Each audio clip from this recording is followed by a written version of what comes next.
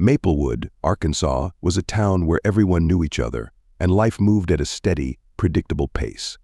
It was the kind of place where people waved at each other from their front porches, and the local diner was always filled with familiar faces. In this close-knit community, Johnny Ray Baxter stood out as one of the most respected residents. At 42, Johnny had built a solid reputation as the owner of Baxter's Auto Repair, a business he had started from scratch after graduating from high school. Over the years, he had become a fixture in the town, known for his integrity, work ethic, and friendly nature. Johnny's life revolved around his family and his shop.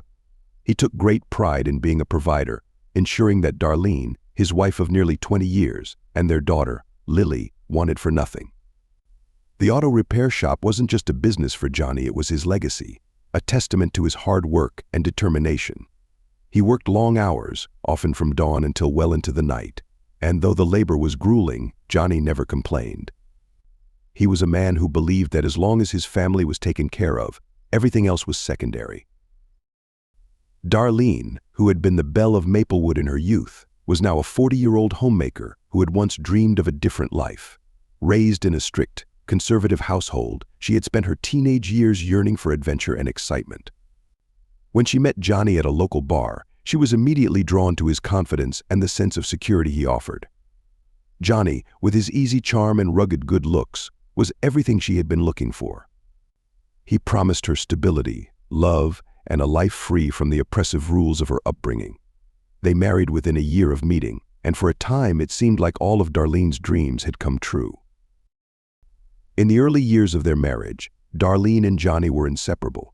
They spent weekends exploring the countryside, dining out, and enjoying the simple pleasures of small-town life. Johnny adored Darlene, showering her with affection and small tokens of his love. Darlene, in turn, reveled in the attention and comfort that Johnny provided. When Lily was born 2 years into their marriage, it seemed like the final piece of their perfect life had fallen into place. As Lily grew, Darlene devoted herself entirely to motherhood. She poured all her energy into raising Lily, ensuring that her daughter had everything she needed to succeed. Lily was the apple of her parents' eyes, a bright, inquisitive child who excelled in school and had a natural talent for understanding people. By the time Lily reached high school, she had set her sights on a career in psychology, determined to help others navigate their emotional struggles. However, as the years passed, the cracks in Johnny and Darlene's marriage began to show. Johnny's relentless focus on his work meant that he was often absent from home, leaving Darlene to manage the household alone. At first, she didn't mind. She understood that Johnny's hard work was necessary to support their family. But as the years went on, Darlene began to feel increasingly isolated. The long hours Johnny spent at the shop became a source of resentment. She missed the days when they would spend time together, when he would surprise her with flowers or take her out for a drive just to watch the sunset. Darlene's loneliness was compounded by the fact that she had never fully adjusted to life in Maplewood. The town, with its slow pace and tight-knit community, felt stifling to her. She had grown up dreaming of travel and adventure, but those dreams had been set aside in favor of marriage and motherhood. As Lily became more independent and started college, Darlene found herself with too much time on her hands and too little to fill it with. She spent her days cleaning a house that was already spotless, watching television, and waiting for Johnny to come home. The excitement and passion that had once defined their relationship had long since faded, replaced by routine and a growing sense of dissatisfaction. Despite her feelings, Darlene kept up appearances. She knew that Maplewood was a town where people talked, and she was determined not to let anyone see the cracks in her marriage. To their neighbors, the Baxters were the picture-perfect family. Johnny was admired for his work ethic, Darlene was respected for her dedication to her family, and Lily was seen as a bright young woman with a promising future. The Baxters attended church every Sunday, hosted barbecues in the summer, and exchanged pleasantries with their neighbors on their daily walks. But behind closed doors, the reality was far different. Johnny, too, felt the strain on their marriage, but he didn't know how to fix it. He loved Darlene and wanted to make her happy, but he was at a loss as to how to bridge the growing distance between them.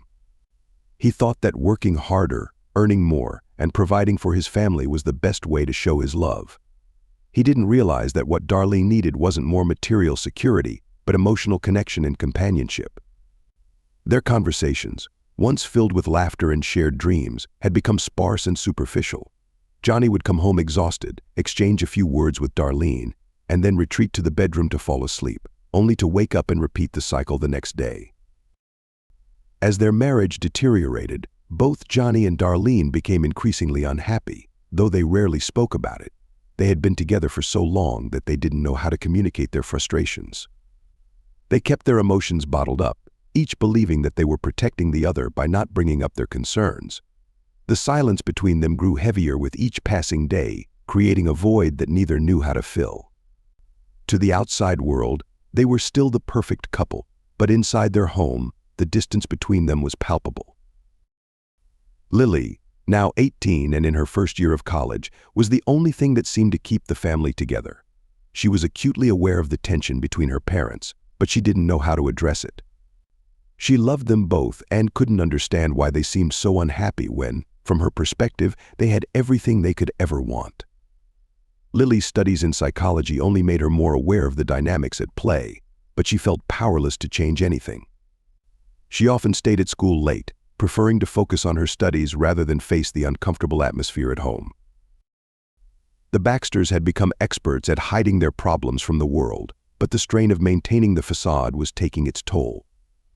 Darlene's feelings of loneliness and resentment grew stronger with each passing day, and Johnny's inability to address the issues in their marriage only deepened the divide between them. As they drifted further apart, the foundation of their once strong relationship began to crumble, setting the stage for the tragedy that was to come. As Lily Baxter grew into adulthood, the bond she shared with her mother, Darlene, deepened in ways she never anticipated. From a young age, Lily had always felt a strong connection with Darlene, who had been her primary caregiver and closest confidante. Unlike many of her friends, who struggled with the typical rebellious phase during their teenage years, Lily found herself becoming more and more aligned with her mother. Darlene, who often felt isolated in her marriage to Johnny, began to rely on Lily for emotional support, a burden that was far too heavy for a young girl to carry. Darlene's frustrations with Johnny became the subject of many late-night conversations between mother and daughter. As Lily sat at the kitchen table, Darlene would pour out her heart, lamenting the loss of affection and attention she once received from Johnny. She would speak in a hushed, almost conspiratorial tone, as if the walls of their home might betray her secrets. She told Lily how she felt trapped in a loveless marriage, how the passion had faded, and how Johnny's work consumed him to the point where she felt invisible. Lily, who had idolized her father in her younger years, was caught off guard by these revelations. She had never imagined that her parents' relationship was anything less than perfect. The idea that her father might be neglecting her mother, or worse, might be unfaithful, was a devastating blow to her perception of their family. As Darlene continued to confide in her, Lily began to view her father through a different lens, one that was clouded by her mother's bitterness and resentment. The burden of knowing her mother's deepest fears and frustrations weighed heavily on Lily. She loved both her parents, but she found herself increasingly aligning with Darlene. Lily became more sensitive to the tension in the house, noticing every small argument, every silent treatment, and every lingering glance that passed between her parents. The once warm atmosphere of their home had turned cold, and Lily couldn't shake the feeling that something terrible was looming on the horizon. As the months passed, Lily's relationship with her father became strained. She could no longer look at him without feeling a pang of guilt and anger. In her mind, Johnny had become the villain of the story, an uncaring husband who had driven her mother to despair. She distanced herself from him, spending more time with friends and staying out late to avoid the uncomfortable atmosphere at home. She knew her behavior hurt Johnny, but she couldn't bring herself to confront him or express the anger that was simmering inside her. While Lily was grappling with these emotions, Darlene's life took a turn that would set their family on a path to disaster. In early 2015, an unexpected reunion with Mark Adams, an old flame from her past, brought a spark of excitement back into Darlene's life. Mark had recently returned to Maplewood after spending several years in Texas, where he had worked various odd jobs and lived a life that was far removed from the quiet stability of Maplewood. When Darlene first saw him again, she was struck by how little he had changed. He still had that same roguish charm, the same smoldering gaze that had once made her heart race. Mark was a man who exuded confidence and mystery, qualities that Darlene found intoxicating after years of feeling invisible in her marriage. He was different from Johnny in every way. Where Johnny was steady and predictable, Mark was spontaneous and adventurous. They began meeting in secret, rekindling the passion that had once defined their relationship. For Darlene, being with Mark was like stepping into another world, one where she was free from the constraints of her everyday life. The affair, while thrilling, was also a source of immense guilt and conflict for Darlene. She knew what she was doing was wrong, but she justified it by telling herself that Johnny had driven her to this. In Mark, she found the attention and validation she had been craving for so long. Every rendezvous with him felt like a breath of fresh air, a temporary escape from the suffocating reality of her life with Johnny. But with each secret meeting, the chasm between her and Johnny grew wider. Darlene's affair with Mark did not go unnoticed by those around her, though Lily remained blissfully unaware of her mother's infidelity. Darlene's behavior changed. She became more secretive, more distant, and more irritable. She would leave the house under vague pretenses, and when she returned, she would be distracted, as if her mind was elsewhere. Johnny, though he sensed something was amiss, was too consumed by work and his own worries to confront her. He chose to believe that Darlene was simply going through a phase, hoping that things would eventually return to normal. For Lily, the tension in the household was becoming unbearable. The arguments between her parents were more frequent and intense, and the once comfortable silences were now charged with unspoken resentment. Lily began to act out in ways that were completely out of character for her. She stayed out late with friends, sometimes drinking or smoking to numb the anxiety that gnawed at her. She stopped confiding in her mother, feeling that Darlene was too preoccupied with her own problems to notice what was happening with her daughter. The emotional toll of living in a house filled with conflict and secrets was taking its toll on Lily's mental health. Lily's relationship with her father deteriorated further as she continued to distance herself from him. Johnny, who was already struggling to connect with his wife, was hurt and confused by his daughter's behavior. He didn't understand why Lily, who had always been his little girl, was suddenly so cold and distant. The lack of communication between them only deepened the divide, and Johnny began to feel as if he was losing both his wife and his daughter. As Darlene became more entrenched in her affair with Mark, she started to see Johnny not just as a neglectful husband, but as an obstacle to her happiness. The love she once felt for him had turned to resentment, and she began to fantasize about a life without him. Mark, sensing Darlene's vulnerability, fed into these fantasies, suggesting that they could be together if only Johnny were out of the picture. These dark thoughts, once unthinkable, began to take root in Darlene's mind, pushing her closer to a decision that would have devastating consequences. The once happy Baxter family was now caught in a downward spiral, their lives intertwined in a web of secrets, lies, and unspoken pain. Lily, Darlene, and Johnny were all drifting further apart, each dealing with their own demons in isolation. The tension in the house was palpable, like a storm gathering strength before finally breaking, and when it did, the destruction it left in its wake would be irreversible. April 3, 2015, began like any other day for the Baxter family, but it would end in a way that would shatter their lives forever. The day had been long and grueling for Johnny Baxter. The auto repair shop had been busier than usual, and he was dealing with an increasingly agitated customer who was unhappy with the timeline of a repair. By the time Johnny closed up the shop and drove home, the sun had already set, and the exhaustion of the day weighed heavily on him. He hadn't had a proper meal since breakfast, and all he wanted was to get home, have dinner, and fall into bed. When Johnny walked into the house that night, he immediately sensed that something was off. The air was thick with tension, and the house was unusually quiet. Normally, Darlene would be in the living room watching TV or reading a book, but tonight she stood in the kitchen, her face drawn and cold. Johnny could see it in her eyes. Something was coming. "What took you so long?" Darlene's voice was sharp, cutting through the silence like a knife. "Long day at the shop," Johnny replied wearily, not wanting to engage in another argument. He walked past her, heading for the refrigerator, but Darlene wasn't about to let him off that easily. "We need to talk," she insisted, her voice rising. "You can't keep doing this, Johnny. You can't keep pretending everything's fine when it's not." Johnny sighed, turning to face her. He could see the anger simmering beneath the surface, and he knew this conversation was going to end badly. "Darlene, I'm too tired for this right now. Can't we just talk tomorrow?" "No, Johnny," she snapped, stepping closer to him. "We're going to talk about this now. I'm sick of this life. I'm sick of being ignored and treated like I don't exist." Johnny rubbed his temples, feeling a headache coming on. "What do you want me to say, Darlene? I'm doing the best I can. I'm working my ass off to provide for this family." "But what about us, Johnny? What about me?" Darlene's voice cracked with emotion. "You've shut me out for years. I'm lonely, Johnny. I'm miserable." The argument escalated quickly, with years of pent-up frustration and anger spilling out. Darlene accused Johnny of being neglectful, of not caring about her or their marriage.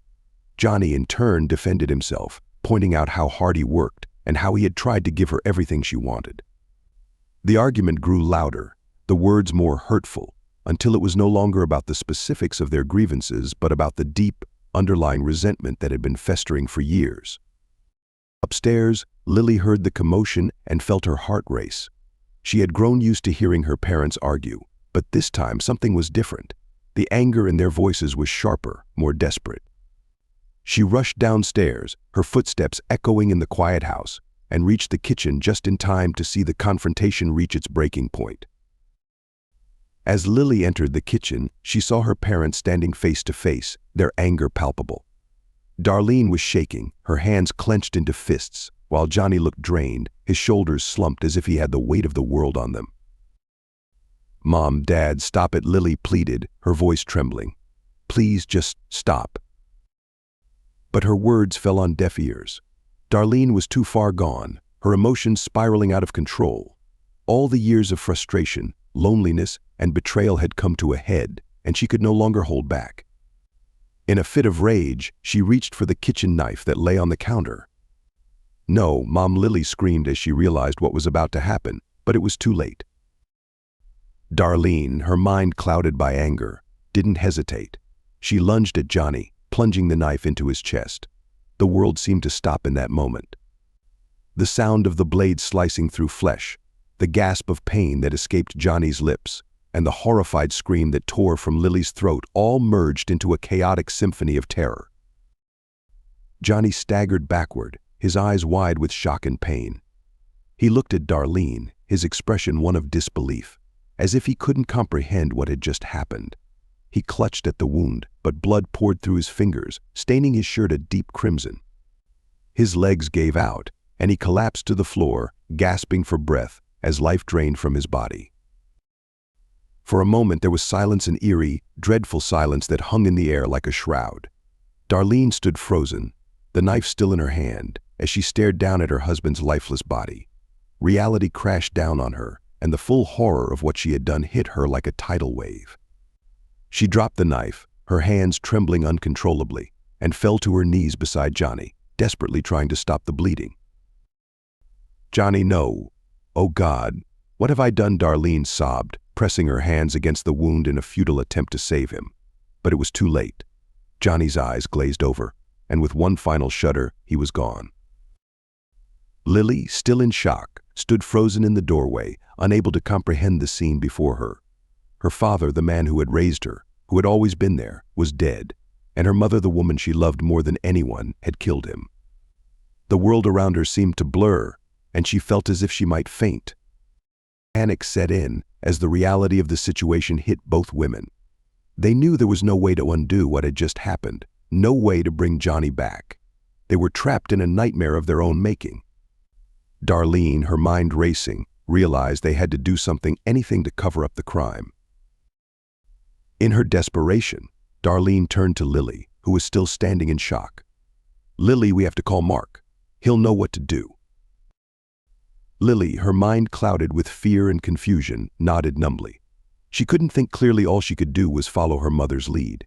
She fumbled for her phone and dialed Mark Adams' number, her hands shaking so badly that she could barely press the buttons. Mark arrived within minutes, his car screeching to a halt outside the Baxter home. When he stepped inside and saw the scene, his face hardened. He quickly took control, assessing the situation with a cold, calculating gaze. "We need to make this look like a robbery," Mark said, his voice low and steady. "We need to make it look like someone broke in, and things got out of hand." Darlene nodded, tears streaming down her face. She had no choice but to go along with Mark's plan. They wiped down the knife to remove any fingerprints and scattered items around the house to create the appearance of a struggle. Mark even overturned furniture and broke a few windows to make it look more convincing. Lily watched in a daze as Mark and Darlene staged the scene. It all felt surreal, like a terrible dream she couldn't wake up from. She wanted to scream, to run, to do anything other than participate in this gruesome charade, but she felt paralyzed, trapped in a nightmare of her mother's making. Once they were satisfied with their work, Mark instructed Darlene to call the police and report the robbery with shaking hands. Darlene dialed 911, her voice trembling as she told the dispatcher that someone had broken into their home and attacked her husband. As they waited for the police to arrive, the three conspirators sat in silence, the weight of their actions hanging over them like a dark cloud. Johnny's body lay in the kitchen, a stark reminder of the horror that had unfolded that night. Darlene and Lily could barely look at each other, the reality of what they had done sinking in with every passing second. When the police finally arrived, the Baxter home was a scene of chaos. Officers swarmed the house, taking statements, collecting evidence, and trying to piece together what had happened. But despite their best efforts to stage the scene, the truth would soon begin to unravel, leading to a shocking conclusion that would send shockwaves through the town of Maplewood.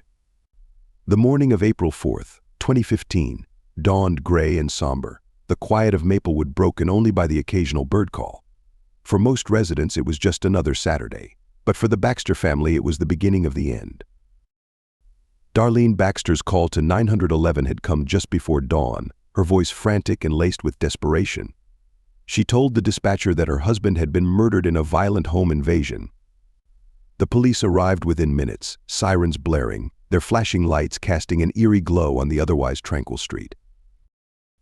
Inside the Baxter home, the scene that awaited them was one of chaos and death. The living room was in disarray, furniture overturned, drawers pulled out, and items scattered across the floor. But it was in the kitchen where the true horror lay. Johnny Baxter's lifeless body was sprawled on the cold tile floor, a pool of blood surrounding him. The knife wound to his chest was evident, a grim testament to the violence that had occurred. Darlene, still wearing her nightgown, was crouched beside Johnny's body, her face streaked with tears. She was shaking, her hands trembling uncontrollably as she clutched a tissue that was already soaked through. Lily stood a few feet away, pale and silent, her eyes wide with shock. She looked like a ghost, as if the life had been drained from her the moment she witnessed her father's death. The first officers on the scene approached Darlene cautiously, their training making them wary of her emotional state. One of them, Officer Michaels, gently asked her what had happened.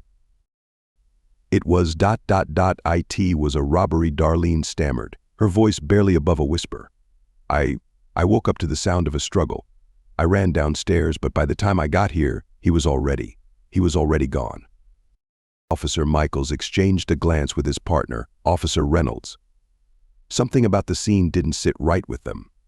The house was a mess, yes, but there was something off about the way the items were scattered, as if it had been done hastily, without real intent.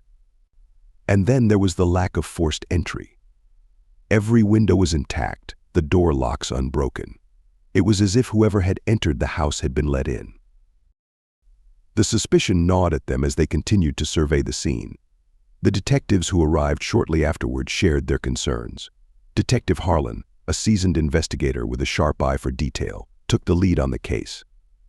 He began by questioning Darlene, his tone gentle but probing. "Mrs. Baxter," Detective Harlan began, "I know this is incredibly difficult, but can you walk me through what happened again? You said you heard a struggle." Darlene nodded, her eyes darting between the detective and the floor. "Yes, yes, I heard it. I was asleep, and then I heard Johnny shouting. I ran downstairs, but it was too late. The intruder ... he must have run off before I got there." "And you didn't see anyone?" "No sign of the intruder," Harlan pressed. "No," Darlene shook her head, her voice faltering. It was dark. I didn't see anyone. Harlan nodded, but he wasn't convinced. The story was too neat, too rehearsed. He turned his attention to Lily, who was standing near the kitchen door, her arms wrapped tightly around herself as if she was trying to hold herself together. "Lily," Harlan said softly, "can you tell me what you remember?" Lily's eyes flicked to her mother before she spoke. I was asleep too. I heard Mom screaming, and I ran downstairs. I didn't see anything either. It was all just so fast." But there was something in Lily's eyes, a flicker of something that Harlan couldn't quite place: fear, guilt, or perhaps both. He knew from experience that people often held back, especially in situations as traumatic as this one. But he also knew that the truth had a way of coming out, especially when the pressure was applied. As the day wore on, the investigation intensified. Crime scene analysts combed through the house, taking photographs, collecting evidence, and searching for any clue that could point to the identity of the alleged intruder. But the more they searched, the more doubts began to creep in. Then, the breakthrough came. As officers canvassed the neighborhood, they spoke with a neighbor who mentioned having a security camera pointed toward the street. The footage, the neighbor said, might have captured something useful. With permission, the police obtained the footage and reviewed it at the station. What they found shattered Darlene's carefully crafted story. The grainy video, time-stamped just after midnight, showed Mark Adams entering the Baxter home. There was no sign of a struggle, no indication that he was anything other than an invited guest. He entered calmly and left a few hours later, just before dawn. Armed with this new evidence, Detective Harlan returned to the Baxter home, where Darlene and Lily were still being questioned. The atmosphere in the house had grown tense, the initial shock giving way to a growing sense of dread. "Mrs. Baxter," Harlan began, "we've reviewed some security footage from a neighbor's camera. It shows a man, Mark Adams, entering your home last night. Can you explain why he was here?" The color drained from Darlene's face. For a moment, she was speechless, her mind racing to come up with a plausible explanation. But she knew there was no way out, no story she could tell that would cover the truth. "He's a friend," Darlene finally said, her voice barely audible. "He was just checking in on us." Harlan leaned forward, his eyes narrowing. "Just checking in? Mrs. Baxter, your husband is dead, and we have footage of Mark Adams entering your home hours before you claimed there was a break-in. This doesn't add up." Darlene opened her mouth to respond, but the words wouldn't come. She glanced at Lily, who was trembling, her face ashen. The walls were closing in on them, and they both knew it. That's when Lily broke. The pressure, the guilt, the horror of what had happened, it was all too much for her to bear. She began to cry, the tears streaming down her face as she buried her head in her hands. "I'm sorry," Lily sobbed. "I'm so sorry. It wasn't supposed to happen like this." Harlan's heart pounded as he realized they were on the verge of a confession. "Lily, tell me what happened. You need to tell the truth." Through her tears, Lily told the story: how her parents had been arguing, how her mother had snapped and stabbed Johnny in a fit of rage, and how, in a panic, they had called Mark Adams to help them cover it up. She explained how they had tried to stage the scene, to make it look like a robbery gone wrong, hoping that no one would suspect the truth. Darlene's face crumpled as she listened to her daughter's confession. She knew it was over. The life she had known, the life she had tried so desperately to escape from, had now been destroyed by her own hands. The police arrested Darlene on the spot, charging her with the murder of Johnny Baxter. Mark Adams was also taken into custody, facing charges of conspiracy and tampering with evidence. Lily, though not directly involved in the murder, was arrested for her role in the cover-up. As they were led away in handcuffs, the weight of what they had done settled heavily on them. The Baxter family, once a picture of small-town normalcy, had been torn apart by secrets, lies, and the ultimate act of betrayal. The case would go on to trial, with the details of that fateful night laid bare for the world to see. The people of Maplewood, shocked by the crime that had taken place in their quiet town, would struggle to understand how such darkness could have grown in the midst of their community. In the end, Darlene was convicted of second-degree murder and sentenced to life in prison. Mark Adams received a lengthy sentence for his part in the crime, while Lily, given her age and the circumstances, was sentenced to several years in a juvenile detention facility.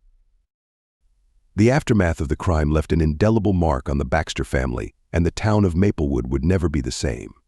The tragic events of April 3, 2015, served as a grim reminder of how quickly a seemingly perfect life can unravel, and how the secrets we keep can ultimately destroy us. The arrest and subsequent trials of Darlene Baxter and Mark Adams sent shockwaves through the small town of Maplewood, Arkansas, shaking the very foundation of a community that had once revered the Baxter family. What had been perceived as a model family was revealed to be a house of cards, built on lies, deceit, and simmering tensions that ultimately led to a tragic and violent conclusion. In the days following the arrests, Maplewood was gripped by a collective disbelief. The Baxters had been pillars of the community. Johnny, with his reliable auto repair shop, had been a trusted friend to many, always ready to lend a helping hand. Darlene, though more reserved, was known as the devoted wife and mother, the woman who kept her family together. And Lily, their bright and promising daughter, was seen as a symbol of the future, a future now forever tainted by the sins of the past. The trial became a media spectacle, drawing attention far beyond the borders of Maplewood. Reporters flocked to the courthouse, eager to uncover every sordid detail of the crime. The townspeople, who once spoke warmly of the Baxters, now whispered among themselves, speculating on the true nature of their relationship. Every revelation in court was met with shock and disbelief. Darlene's affair with Mark Adams, the violent argument that ended in murder, and Lily's desperate involvement in the aftermath.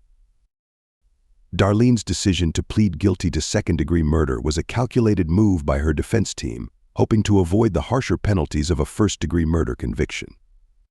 The plea spared her the possibility of a life sentence without parole, but it did little to mitigate the damage done to her family's reputation or the town's perception of her.